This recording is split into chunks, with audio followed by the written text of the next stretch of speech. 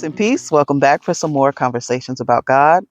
Different setup today, different kind of video. I am outside just daydreaming, and I wanted to take you guys along with me. And of course, it wouldn't be a proper conversation about God if I didn't acknowledge His Word. So we're going to read Hebrews chapter 11 and verse 1. Now, faith is the substance of things hoped for, the evidence of things not seen. And it's not to say you can't have, righteous conversations about God without pulling out the Bible, because you can quote all day long. It's acknowledging His Word. So let me just read that again. Hebrews chapter 11, verse 1. Now, faith is the substance of things hoped for, the evidence of things not seen. Faith is having hope in something that will come that you can't even quantify right now. Science can't explain.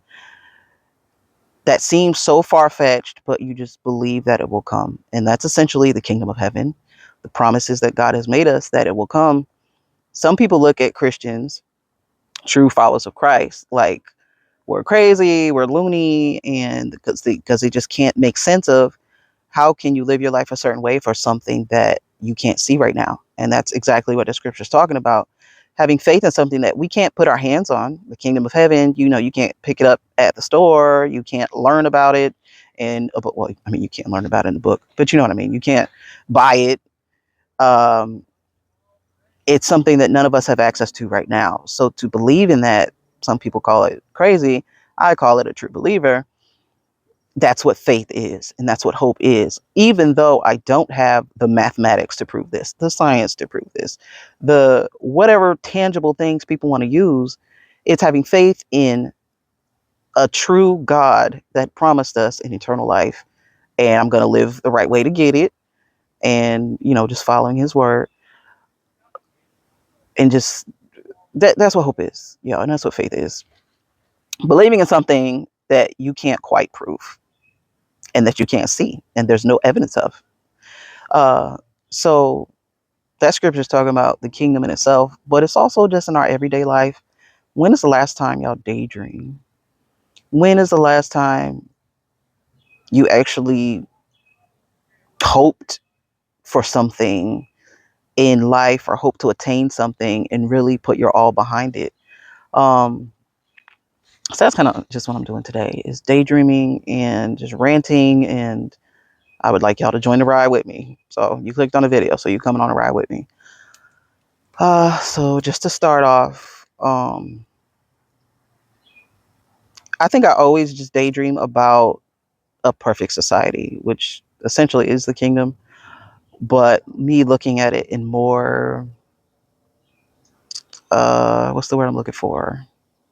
More literal terms than like today's terms, more modern, like happening right now, as if we were to flip the switch right now. So in looking at that, I just look at all these different aspects of our lives and how it could be great. And so let me just go on my rant, and y'all just come on with me. So to start off, school. We have 5 children. 3 of them are in school. How schools have changed over the years, um, is sad. Like, school is supposed to be fun. These are young humans that are growing up in the world. We have to teach them, sure, but it's gotten to a place where school is all about books and tests. My kids be so stressed out just from the amount of push the teachers tell them about these standardized tests. When I was growing up, we just had the one at the end of the year. And they said, yeah, and it's a big deal, but they didn't really push it like that. They talked about it, but it wasn't this like day in, day out, we're talking about these tests. So there was one a year. Now they do them like every quarter, I guess, to gauge like the student's growth and stuff, which it makes sense. But it seems like that's all they're harping on is tests. And school has just become this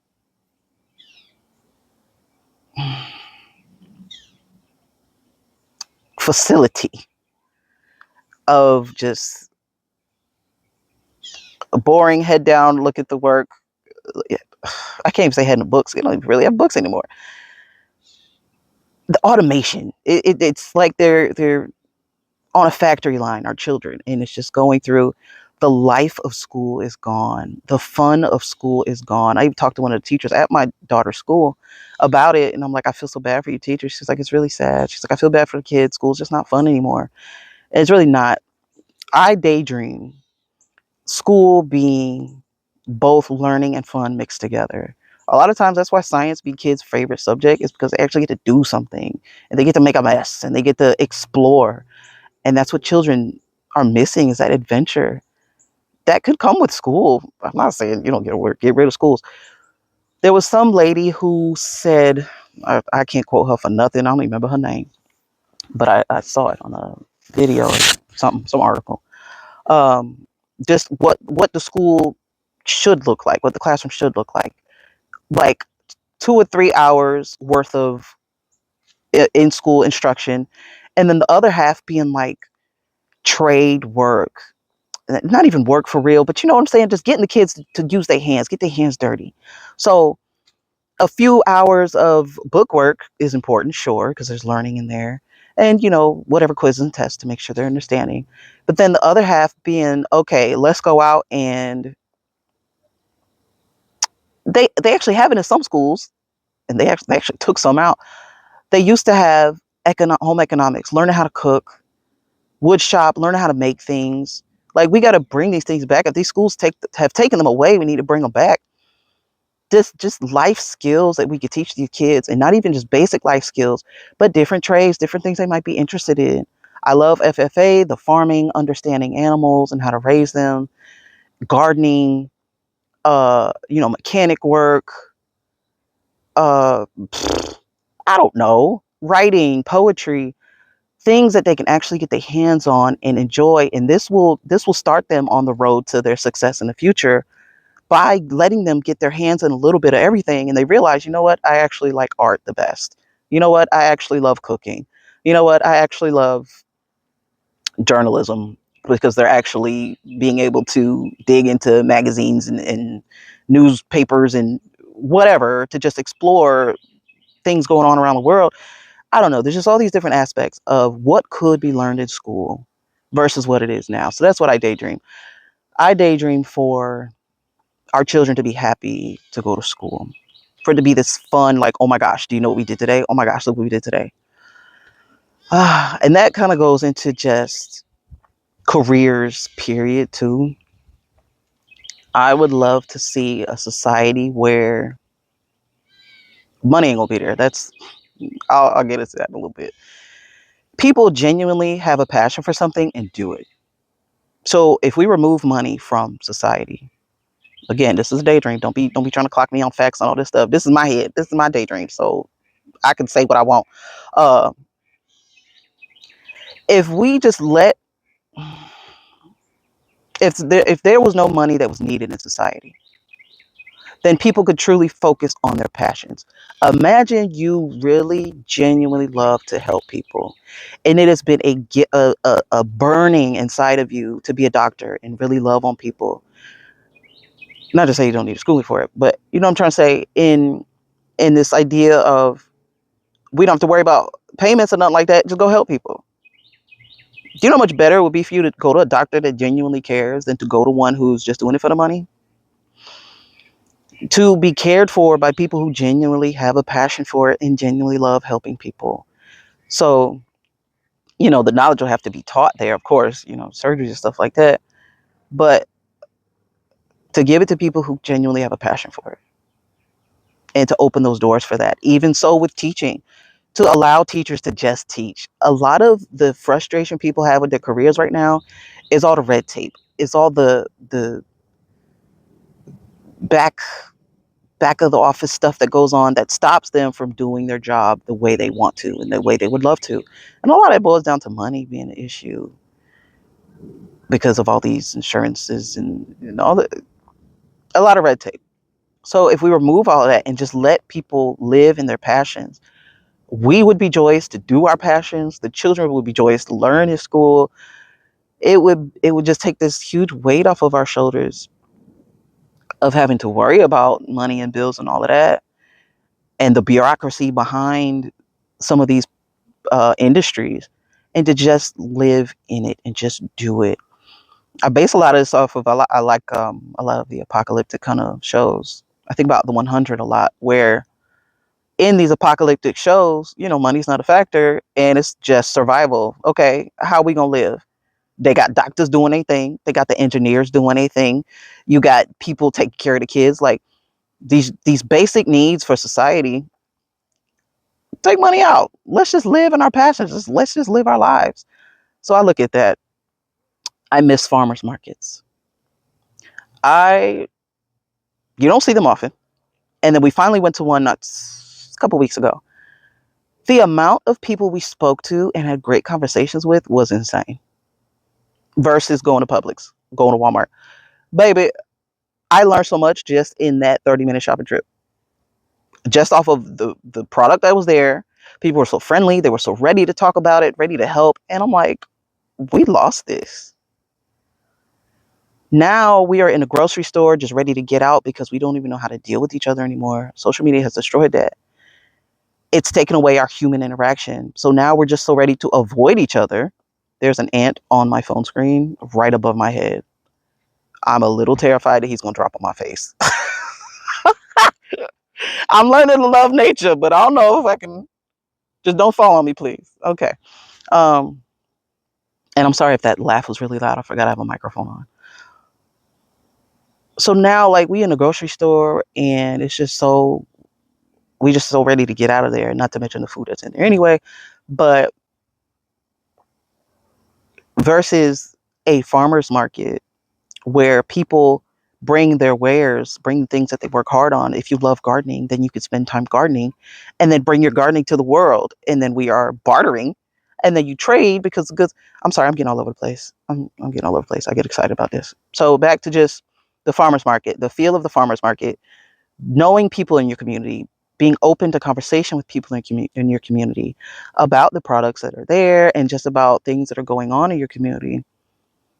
We've gotten so big that we've forgotten like the small values that really matter. Just kind of being able to talk to each other. And you can still do it now. Not to say it can't be done at a Walmart or a Target or a Publix, but it's just less likely because everybody's just so busy and so in a rush. So if you, I don't know. Sorry, y'all. This video is really all over the place. I'm going off the dome, and it just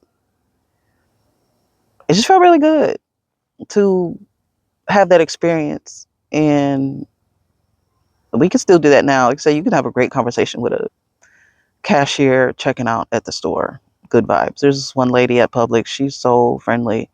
I love going to her line. I would purposely go in her line because she is just a joy to be around. And that's what I just wish we had in the world more. It's just more joy and happiness to see each other.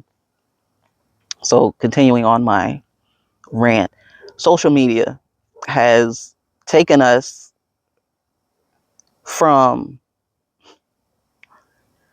like functioning human beings to we're aliens to each other. There's so many times where I'll see like at the bus stop or anywhere, we don't know how to be around each other no more. We be like awkward, don't know what to say, don't know what to do. We've forgotten how to talk. And I mean like talk with words, genuine conversation. Social media and technology has ruined that. And of course, how the irony, I'm saying this on social media. You know what I'm talking about. Just we've forgotten human interaction. I want to bring block parties back. You remember block parties? The whole street, shut the whole street down. Everybody come out the house. What community that is to really know your neighbors. Back in the day, when people moved in a house next to you, neighbors would come and like bring you food and introduce themselves. Welcome to the neighborhood. Here's a pie. Here's a casserole. I don't know. Such humanity way back when. And I would just love to see that again. And it could be done. It could be done. It's all in our hearts just to do it, Because even with social media, it could still be around. But if we stop letting it suck us in like it's been doing, we could still live like regular human interactions and regular human life while still having social media, but not letting us suck us in like it's been doing. To just get back to life and what actually matters. When was the last time you daydreamed? I want you to go outside for like 5 minutes, especially in the daytime. You can go outside in the daytime. Sit outside in the sun. Let that sun hit you. I know it's not the real sun right now. I don't know what. I know that thing is turned from like yellow to white. It's totally a little different. But go outside, sit in the sun. Let the sun just bake your soul and just get filled with that vitamin D. Close your eyes and just daydream. Daydream about things that you love to do. Remove money from the picture. We all know what's going on right now with this economy and all this stuff. Remove that. Remove the bills. Remove the thoughts of work. Remove the thoughts of being able to keep up on a mortgage and whatnot. Remove all of that and just focus on your passions. Think about what you want to do. Think about the things that make you happy. It's like, when is the last time you've really thought about those things? When is the last time you thought about your passions and where you would like to take them? Because maybe this will inspire you to pick up the painting after you've already spent the money on it and now you have it just sitting in the closet. Go back and pick it up. We pick up a lot of hobbies and we don't always get to do them because a lot of times we're exhausted. And then other times we lose our zeal for it. So daydreaming helps to kind of fuel that again, helps to keep your imagination going, to keep you always wanting to do more and explore and adventure, and always just push yourself to dream big and do big, because once you dream it, you'll be able to see it, and then you'll see yourself taking the steps to do it. Um, I saw a really great video on Instagram before about how we kind of think as people, where he wanted to pour his coffee and he just couldn't do it. He's like, he could pour somebody else's, but he just couldn't pour his own. I really want to, but I can't do it. We just do that. We'll tell ourselves all day long the things that we want to do, but we are always afraid to take the step. That's where daydreaming and hope and faith comes in. It's like being able to dream it and see it for yourself first is what it takes, and then the steps come afterwards and actually doing it. And it matters. If y'all remember Neverending Story from way back when, I don't think it's that old. I think it's from the 90s. I love that movie. And I actually watched a scene from it the other day that I'm going to put in the description box of this video, on what happens when people stop hoping and dreaming. And in the clip, they're talking about how important it is. And one of the things the evil wolf says is, people who do not hope and dream are easier to control. And I was like, boom. That's what it is. Because if you never see yourself being better than where you are right now, you will easily just obey whatever is put in front of you.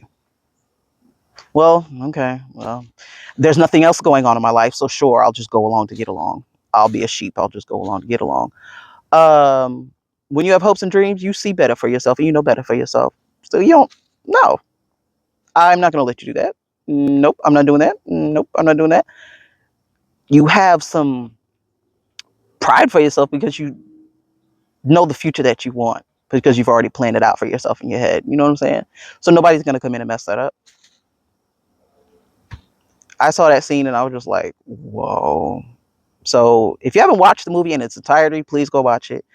And if you just want to see the clip, please go watch the clip, because we are in such a time of darkness where the love of many has waxed cold. People are getting more and more aggressive to each other. It's like day by day, we are just forgetting each other. And in this time of darkness, hope is, what you mean hope? I probably sound crazy talking about hoping and dreaming right now, because it seems impossible, because we're so focused on,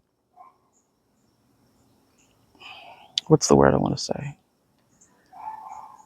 We're so focused on the dark, we forget that we are the light and that we are illuminated through the Lord and Jesus Christ to be the light in this dark place.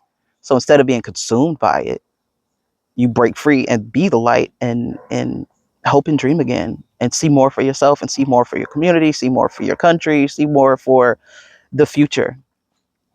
Um, Healthcare. I would love for, again, Am I getting ahead of myself? I don't know. I'm sorry, I'm all over the place. Healthcare. I would love for everything to just be free. Just take care of people. Have genuine doctors who genuinely want to do the work. Because that would if you eliminate money, that would weed that out anyway. Because now nobody's doing it for money. You're there because you want to be there. So you have these genuine nurses, these genuine doctors who really want to help and really want to provide all the help they can get. Do you know that there's people who genuinely need surgery and they will have to go to these meetings with their board members and all this stuff, and they'll like tell the doctor to deny the people for whatever reasons, and there's doctors that be mad about that, but again, the red tape, what can they do? So if you eliminate all that and just allow these doctors to do what they love, wouldn't we all feel better? We'd all be getting the help, the care that we need, and they would be able to love on people the way that they need. When you're living in your passions, it's like this burning inside of you, this fire inside of you that never goes out. And so that's something that money can't buy. It ain't gonna change people's morals. It's like, if this is my passion, I'm going to do it to the best of my ability. So just removing that and allowing healthcare to just be that healthcare. We already got all these machines and all this stuff we need. Okay, just help the people, you know. Um, and so the real umbrella, I guess, of it all is money. If we didn't have money anymore, it could just barter. There's a funny woman on Instagram. I think she's on TikTok too. T.elan official. Because I know I'm gonna say it wrong. So, but she made a video that's kind of funny about where money came from and the evil where money came from, and just how we slap money as prices on things that are already valuable in itself. She's like, she said some joke, something like that. She's like, well, uh, I'll put a price on corn. She's like, my corn is already valuable. It's like, exactly. The stuff is already valuable. They're called valuable resources. And they're resources because they are valuable to us. We already have these things. Why do we have to slap money on it? They are valuable in itself. Let's say you're a gardener and you have amazing crops. You bring that to the farmer's market. Let's say you're a woodworker and you can build shelves and all this stuff for people. You bring that to the farmer's market. Let's say you great with I don't know, what's some other stuff, y'all. Let's say you a landscaper. Bring your services there. Hey, I'll trade you for a bin of that produce, and I'll cut your grass. Like, that's what it used to be before. I ain't gonna say before this monetary system, because I think there was like these waves where we dealt with money, and then maybe there's times we didn't. I think a lot of times we had to barter when there was like depression and there was no real monetary system working. But that's how we got by. That's what we got by. There was times where we didn't have money and we got by. We will survive. Like, we can get through anything. We're very resilient creatures. The Lord put us here, and look at all that we've done. We've done a lot of bullshit. Sorry, let me cuss. We've done a lot of bad stuff, but then we've also done a lot of good things. There's such a balance in humanity, which is so interesting. And of course, with God, He wants us to be our best selves, not the stuff that we can do. We've gone through a lot as the human race, and we are still here. We have not been eradicated, even though we sometimes deserve it, because we be doing the most sometimes. We do a lot of evil, but we're still here. Great depressions and recessions and natural disasters and all these things come, and we're still standing. So it's possible to live in a money-free society. Um, was that it? Let me see.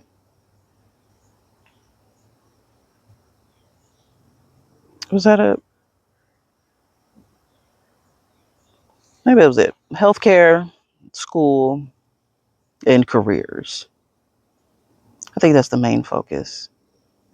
And just imagine, so if we were all to be self-sufficient, I've begun to have a lot more respect for government lately, especially recently. Um,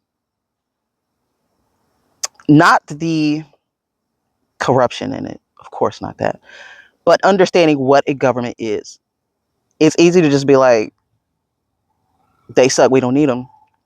But in the same breath, it's that they are trying to keep order for millions of people.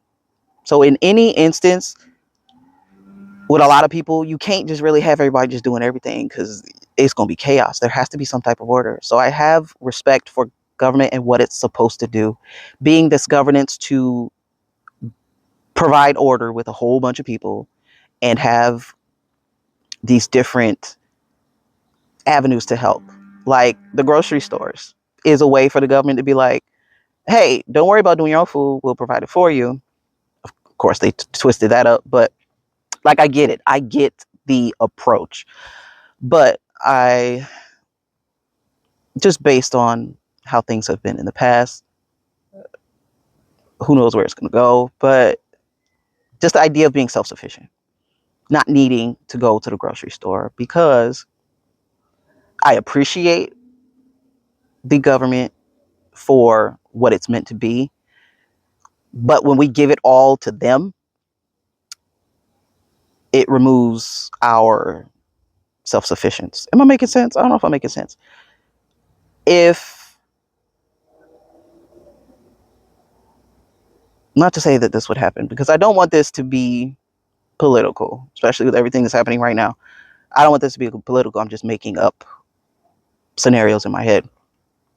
If they were to be like, you know what, we're shutting down grocery stores, what are we going to do? Most of us don't know how to garden. Most of us don't know how to plant a daggone thing. What are we going to do? They've taken away, I ain't going to say they've taken away because they have not taken away. It's just been the progress of society. We don't know how to do these basic things anymore for ourselves. So it's great and it's easier for the government to provide all these things and we just go get it. But if that doesn't work out, how are you going to take care of yourself? So just having those basic understandings of gardening and, being able to patch up your home for yourself, just these different skills that we could learn and live in being self-sufficient. So, we're essentially really just taking care of ourselves. Everybody, it could be a balanced system. You know what I'm saying? Like, because everybody could be self-sufficient and really kind of taking care of themselves, but there is still a need for order because just because some people are doing it right don't mean everybody gonna do it right. So there could be still be this balance of like a governing office, but then everybody just kind of vibing and doing their own thing. When I think about scriptures, in Acts, oh my gosh, I hate trying to find scriptures on the fly because I did not prepare and I'm horrible at finding them. Um, they laid, everybody brought their extras together, and I say extras because they didn't just, go completely broke. If people were extremely rich, they brought their extra resources to the apostles, and then the apostles stored it up for those people that, when they get on hard times, we distribute. Um, and of course, I won't be able to find it. No, I don't want to take too long. I don't want to take too long to find it. Of course, it just pops in my head. Oh my gosh. All right. I'm gonna have to put it in a comment or something under the video when I find it. But pretty much everybody took their excess. I got 2 homes here. Y'all can have one. I got 6,000 crops laid up in storage here. Y'all can have 5,000 of it. I'll keep the 1,000 for myself. They brought their extras to the apostles, men who they trusted, to watch over these stuff. So they had this huge storehouse where they would keep things for, when people fall on hard times. We all do. So, hey, come get it. There was no buy into it. There was no like certain criteria you had to meet. You're a human being on this earth. You need some help. Here, come get some of this. And so that's why I'm like, there could be this balance still between like this governing office watching over and then us still just really being self-sufficient in this made up society I'm making up in my head. Being able to just live in our passions and love on each other in community. That is what Christ came to do and to show his disciples on how we should live and be with each other and how we should interact with each other. Um, Without Christ, we just depend on our own opinions. And they're like a-holes. Everybody got one. So, this right or wrong, what's right or wrong and how we deal with each other, that can impact society, because you have a group of people over here acting a fool. Is anybody going to do anything about that? We just going to ignore it because it's going to continue to spread. So, um, my mind's really blank. I don't remember the point I was making about that.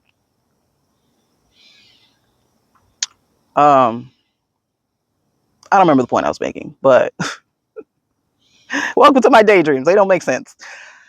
Just Christ's spirit of love, and I mean the fruits of the spirit: love, joy, peace, long suffering, patience, self-control. Having Christ allows us to live that. So could you imagine living in a society like that, where everybody is basing their foundation on one solid thing, not on their own opinions, and then genuinely walking in these fruits of the spirit to love each other and care for each other? You would be so happy to live there. Like, you just wake up happy, go to sleep happy. And that's just what I dream for, to have a society like that where we're just happy living. There's no rat race. There's no stress about, because 9 times out of 10, we stress about bills and stuff like that. There ain't no stress about that because it's not there anymore. And then we can just live in our passions and do the things we love and the things that make us happy. Um, so I think that was the rant. Isn't that the Constitution? The founding fathers? The pursuit of, oh, I'm gonna mess it up. Life, liberty, and the pursuit of happiness. Did I mess that up? I think I might have messed it up. I'm not a historian. I really don't know much. I don't think I got good grades in history. Maybe I did, but I wasn't really paying attention. You know what I'm trying to say. Just a life able to serve God and live with Christ, and have this just lovely community. That's my daydream. Um, Christ is the answer, y'all. He's the answer in making us feel whole and truly loving ourselves. And then once you do that, you really begin to love on other people more. And it's a chain reaction. So we got to let the light just spread out in this darkness. I think that's it for my daydream. I think I hit on all the points. Just really wanting us to just live our lives and live our passions, and be happy. We're all really exhausted. And, that's a part of it too. It's life is not always picture perfect, which is why it's a daydream. So even in the daydream itself, there could be facets of dips and lows, but you know, in the la la land up here, it's just perfect harmony, and harmony with nature too. Just really loving the animals, um, letting them all be free. Oh, that's another thing. I love the zoo. I really do, because I love animals, but keeping them in cages is like, it's not fair. We took them from this unlimited access of Earth to this, cage that don't look like a cage, but it's still walls. You still put them in these four walls. And I would love for all the zoos just be emptied and us just be able to go see these animals ourselves, and see them in their wild habitats. Shamu, they need the ocean back. They got a fish tank. They need the ocean back. And even these farms, these butcher chop shops. I don't know what they're exactly called. Letting these animals just live and be free, and then we just catch them when we want to eat. I'm not a vegan. I ain't saying, do that, but I'm like, if you want to eat, go catch one. We all free here. Just go get one, and just treating them with respect in doing that. Kind of like an Avatar. They were like, thank you for your sacrifice. Appreciating nature, appreciating each other, just harmony. That's what I daydream about. Harmony. Harmony with the Lord, harmony with nature, harmony with each other. This was quite the rant, guys. I was really all over the place. Definitely a daydream. Daydream with me, literally. Come along this ride with me. This is how my brain be working. But thank y'all for riding with me. I say grace and peace, and keep daydreaming.